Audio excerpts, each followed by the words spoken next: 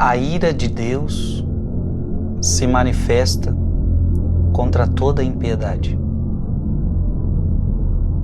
A ira de Deus se manifesta contra toda impiedade. É sobre isso que nós vamos meditar hoje, sobre a ira de Deus. É um tema muito importante. Eu gostaria que você ficasse até o final dessa meditação.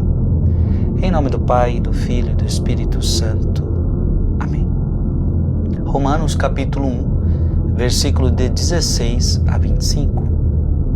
Irmãos, eu não me envergonho do Evangelho, pois ele é uma força salvadora de Deus para todo aquele que crê, primeiro para o judeu, mas também para o grego. Nele, com efeito, a justiça de Deus se revela da fé para a fé, como está escrito: o justo viverá pela fé. Por outro lado, a ira de Deus se revela do alto do céu contra toda impiedade e iniquidade dos homens, que em sua iniquidade oprimem a verdade.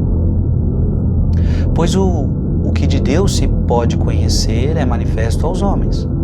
Deus mesmo lhe o manifestou. Suas perfeições invisíveis, como seu poder eterno e sua natureza divina, são claramente conhecidas através de suas obras, desde a criação do mundo. Assim, eles não têm desculpa por não terem dado glória e ação de graças a Deus como se deve, embora o tenham conhecido.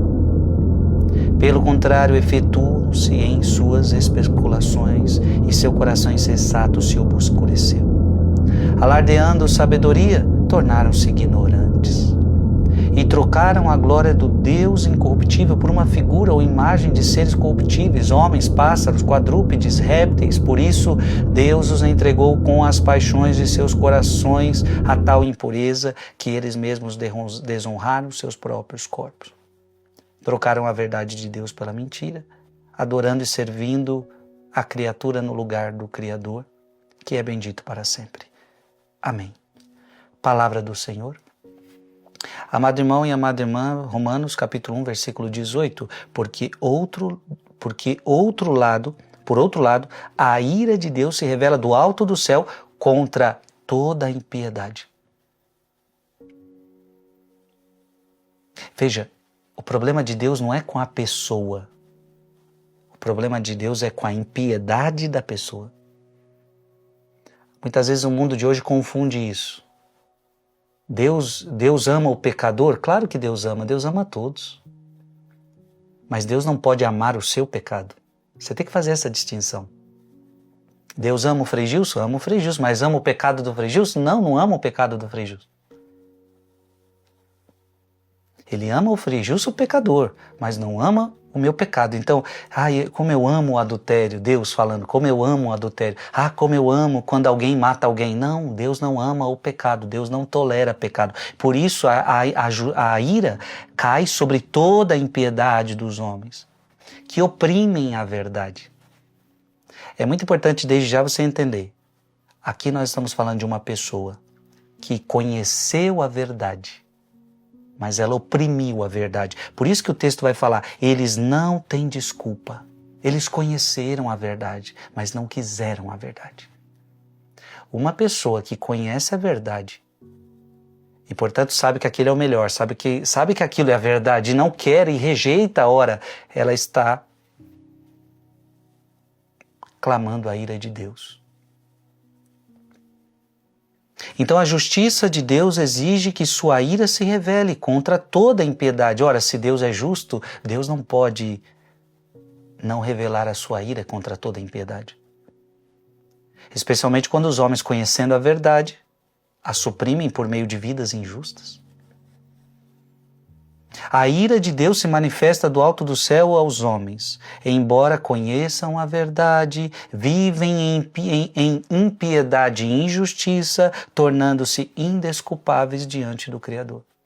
Veja que o texto, de novo, eles não têm desculpa. Versículo 20, Romanos capítulo 1, versículo 20. Eles não têm desculpa.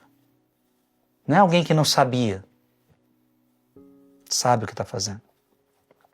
Jesus falou sobre isso, porque aqui Romanos é Paulo falando, mas vamos agora para Jesus. João capítulo 3, versículo 36. João capítulo 3, versículo 36. aquele que crê no Filho tem a vida eterna. Aquele que não crê no Filho não verá a vida, mas sobre ele pesa a ira de Deus. Sobre ele pesa a ira de Deus. Colossenses, capítulo 3, versículo de 5 a 6. Mortificai, pois, os vossos membros no que tem de terreno, a devassidão, a impureza, as paixões, os maus desejos, a cobiça, que é uma idolatria. Dessas coisas que eu acabei de falar, impureza, paixões, maus desejos, cobiça, destas coisas provém a ira de Deus sobre os descrentes. Por fim, Hebreus capítulo 10, versículo de 26 a 27. Depois de termos recebido o conhecimento da verdade, depois que você conheceu a verdade, se a abandonarmos voluntariamente, já não haverá sacrifício para expiar este pecado. Só teremos que esperar um juízo tremendo e o fogo ardente que há de devorar os rebeldes. Em outras palavras, é a pessoa rebelde que quer continuar na sua rebeldia, mesmo sabendo que isso está errado.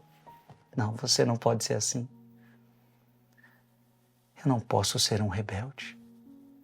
Mesmo sabendo da verdade, mesmo sabendo que agrada a Deus, eu quero viver na rebeldia, eu quero viver no pecado. Não. Eu não posso fazer isso. Escreve aqui nos comentários. Eu não quero ser rebelde com Deus. Eu não quero ser rebelde com Deus. Que Deus abençoe você, que Deus abençoe sua família, em nome do Pai, e do Filho, e do Espírito Santo. Amém. Mande esse vídeo para mais alguém.